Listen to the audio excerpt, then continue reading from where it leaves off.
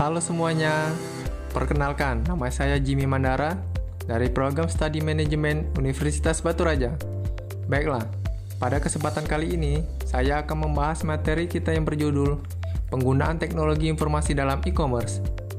Pada materi ini ada beberapa poin yang akan saya jelaskan, yaitu perdagangan elektronik atau e-commerce, intelijensi bisnis, sistem interorganisasional, pertukaran data elektronik atau EDI, dan langkah e-commerce berikutnya.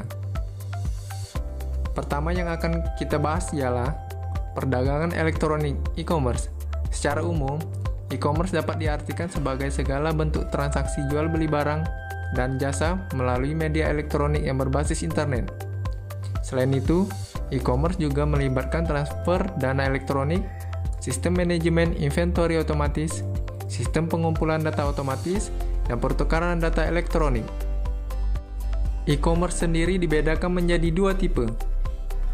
Business to business, mengacu pada transaksi antar bisnis, di mana tidak ada pihak yang menjadi konsumen akhir, melibatkan orang yang relatif sedikit, dan pihak yang terlibat sangat terlatih dalam penggunaan sistem informasi dan mengenal proses bisnis. Yang kedua, business to consumer, mengacu pada transaksi yang terjadi antara sebuah bisnis dan konsumen akhir produk. Berikut beberapa manfaat dari pemakaian e-commerce bagi perusahaan, seperti meningkatnya pengembalian atas investasi pemegang saham, jangkauan pasar yang semakin luas bagi perusahaan, dan perbaikan dalam layanan pelanggan. Selain itu, ada juga kendala dalam menjalankan e-commerce. Yang pertama, kekhawatiran keamanan data konsumen, biaya operasi yang tinggi, menjamin perangkat lunak yang lancar. Jalan menuju e-commerce. Pertama, langkah awal adalah berkomitmen mengimplementasi sistem sebagai bagian perencanaan strategi bisnis menggunakan e-commerce untuk tercapainya keunggulan kompetitif. Kedua, perusahaan kemudian mengumpulkan intelijen bisnis untuk memahami aturan potensial setiap elemen lingkungan yang akan dimainkan. Setelah kita sudah memahami betul apa itu e-commerce, sekarang waktunya kita beralih ke topik intelijensi bisnis. Intelijensi bisnis adalah kegiatan pengumpulan informasi mengenai semua unsur di dalam lingkungan yang berinteraksi dengan perusahaan. Basis data eksternal. Tersedia sejumlah basis data komersial penting yang memberikan informasi mengenai hampir semua subjek, sehingga perusahaan tidak harus mengumpulkan informasi lingkungannya sendiri. Perusahaan menggunakan berbagai basis data ini untuk mendapatkan kecerdasan bisnis karena ia lebih cepat dan lebih murah daripada meneliti beragam jenis sumber informasi. Mesin pencari. Suatu mesin pencari atau search engine adalah suatu program komputer khusus yang menanyakan satu kata atau kelompok kata kepada pengguna untuk dicari. Program ini kemudian mencari isi situs-situs web di internet untuk melihat apakah kata atau kata-kata tersebut terdapat di situs-situs web tersebut. Beberapa contoh mesin pencari ini adalah seperti Yahoo, Google, MSI, AltaVista, dan sebagainya. Lanjut ke topik berikutnya. Sistem interorganisasional adalah sebuah perusahaan dapat membuat hubungan elektronik dengan perusahaan lain untuk menciptakan suatu sistem interorganisasional IOS, sehingga semua perusahaan bekerja bersama sebagai suatu unit yang terkoordinasi, meraih manfaat yang tidak dapat diraih sendiri oleh setiap perusahaan. Manfaat IOS. Pertama, kekuatan tawar-menawar, kemampuan suatu perusahaan untuk menyelesaikan perselisihan dengan pemasok dan pelanggan yang menguntungkan dirinya. Dan yang kedua, manfaat efisiensi komparatif. Para mitra bisnis dapat menyediakan barang dan jasa dengan biaya yang lebih murah daripada pesaing mereka. Kita lanjut ke dalam pertukaran data elektronik atau EDI.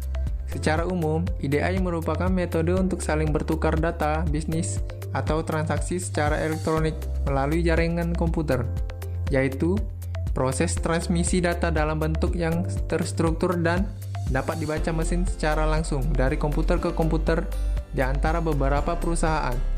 transmisi tersebut memungkinkan data yang ditransmisikan dan diterima tanpa pengetikan ulang. Hubungan EDI yang umum. Hubungan EDI yang umum membentuk kaitan antara perusahaan dengan pemasoknya dan pelanggannya. Kaitan dengan pemasoknya dinamakan sisi pasokan atau supply side.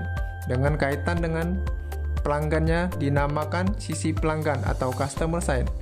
Set transaksi adalah suatu jenis dokumen tertentu seperti faktur. EDI memungkinkan terjadinya pengisian kembali persediaan oleh penjual dan transfer dana secara elektronik. Manfaat EDI. Terdapat manfaat pada EDI antara lain adalah manfaat langsung, yaitu manfaat yang berasal dari teknologi. Kemudian, manfaat tidak langsung. Manfaat lain yang dihasilkan dari manfaat langsung. Hubungan manfaat langsung dan tidak langsung ini ialah seperti mengurangi biaya, mengurangi kesalahan, meningkatkan hubungan dengan mitra dagang, meningkatkan pelayanan pelanggan, meningkatkan efisiensi operasional. Topik terakhir kita adalah langkah e-commerce berikutnya. Tantangan bagi e-commerce lebih dari sekedar jenis barang yang ditawarkan. Banyak pelanggan lebih nyaman menggunakan telepon seluler daripada menggunakan keyboard komputer. Perdagangan bergerak.